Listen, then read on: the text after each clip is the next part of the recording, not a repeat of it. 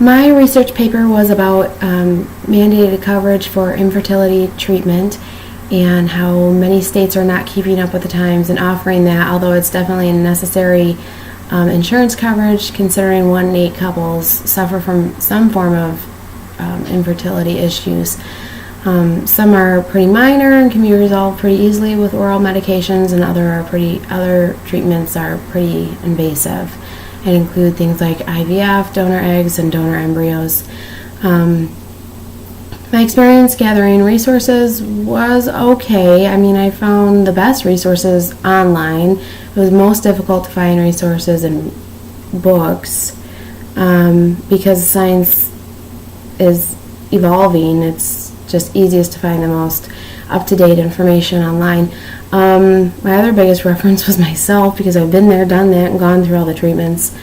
So it was more about finding my experiences in print.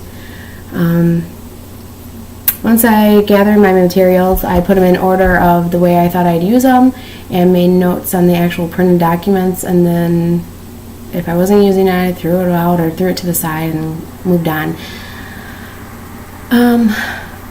One supporting piece of my paper was that although some fertility treatments aren't covered, procedures to help fix fertility issues were covered, but some of the treatments weren't as successful as receiving actual infertility treatments. So you might have a surgery to unblock fallopian tubes,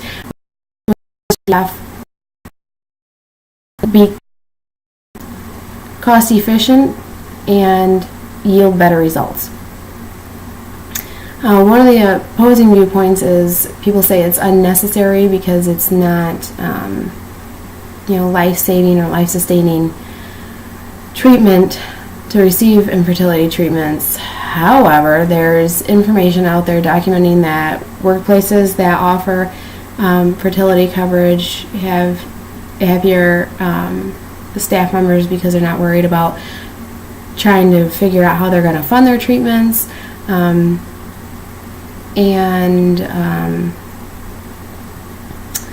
The World Health Organization defines infertility as a disease of the reproductive system, and if you look at the Affordable Care Act's 10 essential health benefits, one of the 10 essential health benefits is chronic disease.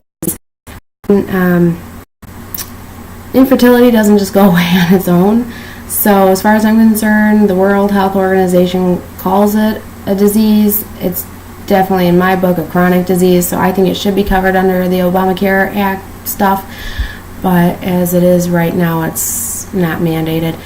15 states do mandate infertility coverage. That coverage varies depending on state and regulations. Some cover very little, some cover a ton. Illinois is probably one of the most forward-thinking states in that aspect.